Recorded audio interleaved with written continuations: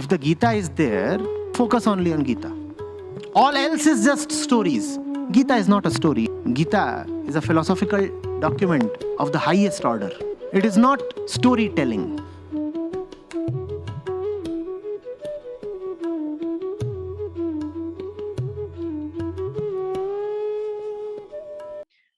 If you look at the age-old gurus, they were also looking at helping you lead a better life. Today's life coaches and new age gurus are also helping you do the same. But we have, scriptures that help us. But how can we make these scriptures relevant to today's generation? One has to just understand what the scriptures are saying. So it's almost like asking, how can we make the Pythagoras theorem relevant to today's generation? The Pythagoras theorem is about something that's not going to change. As long as time is there, as long as squares and triangles are there, a square plus b square will remain c square. So it's not something time bound. It's not something that can get outdated. So you see, the scriptures are actually timeless. And I'm not referring to every storybook that has come to carry the name of being religious scripture. No, I'm not referring to storybooks and books of beliefs and books of superstitions and all those things. I'm referring to the few pure core scriptures that do not contain nonsense, that do not contain things to entertain you, to feed your mind and to feel happy or indeed xenophobic about. Not the kind of scriptures that make you feel that you particularly have one kind of religion and that is a supreme religion. No, I'm not referring to that. I'm referring to core spiritual texts. Those core spiritual texts, they address something that's not going to change. It's like asking, how can we make the Pythagoras theorem relevant today? The thing is, as long as there is time, there would be squares and triangles, and a square plus b square will be c square. You don't have to again make it relevant today. You don't have to rediscover Newton's laws or Pythagoras theorem. They are there because they are stating a particular fact. Now, the fact of the objective material universe is squares and triangles and circles and all kinds of geometries.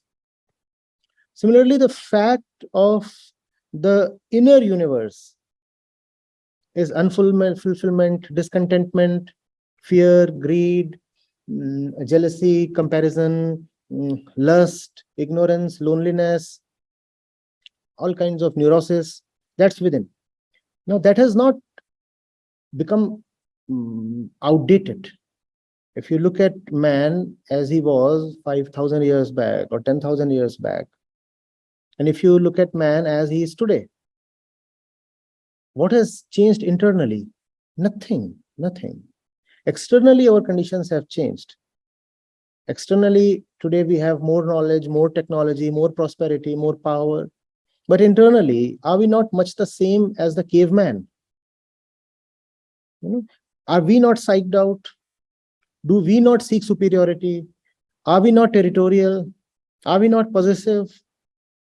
Are we not ignorant? We are exactly as we were several thousand years back in the internal sense.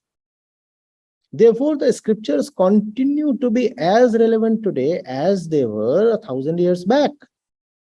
And the thing is that our internal state is not going to change very rapidly even 2,000 years from now. That is, if we survive these 2,000 years, which is unlikely given the kind of treatment we give to our scriptures.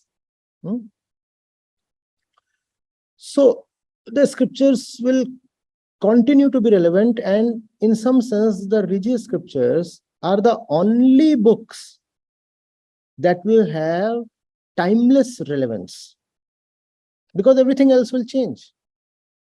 You see, the polity of the Middle Ages is not relevant today. No? The science of 14th century hardly has any relevance today. In fact, the deeper you go into the atom, you find even Newton is losing relevance. So all other things will lose relevance, become outdated, and will start belonging to the museum. But the scriptures are never going to belong to the museum, because every child, every new birth is born from absolutely the same place. Somebody was born 5,000 years back. You take the newborn today and you take the newborn 3 centuries back, they are exactly the same. Since they are exactly the same, after they are born, then they will be clothed differently, fed differently, educated differently, and all those things. That's all right. But internally, they are just the same. So you require the scriptures always. If the current generation is not very fond of the scriptures, it's not because the scriptures have become outdated. It is because the scriptures have become unfashionable. They have gone out of fashion, not out of date. Now, fashion is something man-made. And fashions and trends are within our control. They can be changed, they must be changed. It has to be turned cool to be reading, for example, the Ashtavakra Gita. A youngster sitting in the college lawns with a copy of the Ashtavakra Gita must become a symbol of coolness. That youngster must be able to put that pic on his Instagram profile with pride. You see, this is what I'm carrying, and this is the coolest book you can ever read. And if the Ashtavakra Gita does not become the coolest book you can ever read, then you will have a deluge of all kinds of nonsensical self-help books.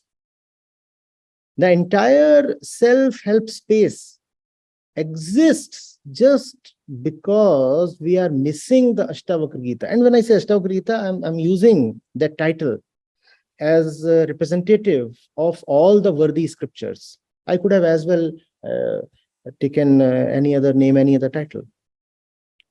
So, and when those things are brought to the youngsters, they are bound to take them favorably, even fall in love with what an Ashtavakra is saying. Because what an Ashtavakra is saying is not just something that you have to respect by way of custom. What Ashtavakra is saying is practically very, very useful right now. And that's the reason one is bound to be mesmerized, one is bound to be enchanted by the verses. It's just that a wrong kind of culture has been created. The trend has to be set right. The trend has to be set right.